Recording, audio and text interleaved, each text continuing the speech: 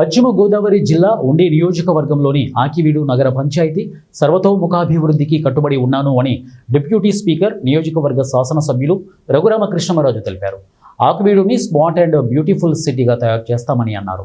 రాబోయే 17 రోజుల్లో ఆకివీడు నగర పంచాయతీపై స్మార్ట్ సిటీగా మార్చేందుకు తగిన ప్రణాళికబద్ధంగా ముందడుగు వేస్తామన్నారు.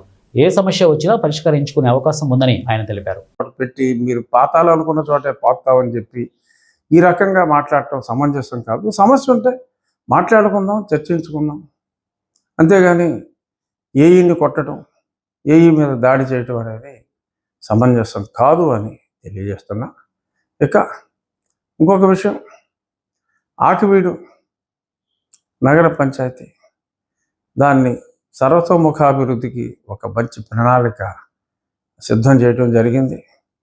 స్మాల్ టౌన్స్లో ఒక బ్యూటిఫుల్ టౌన్గా ఆకివీడ్ని మార్చడానికి రాబోయే 15 రోజుల్లో ఒక నాంది పలకబోతున్నాం. త్వరలో ఇది ప్రారంభించిన ఒక 6 నెలల్లో ఒక అందమైన ఆకివీడు నగర పంచాయతీని స్మాల్ మున్సిపాలిటీని చూడబోతున్నారు అని చెప్పి ఉండి నియోజకవర్గ ప్రజలందరికీ కూడా ఈ సందర్భంగా తెలియజేస్తున్నాను. ధన్యవాదాలు.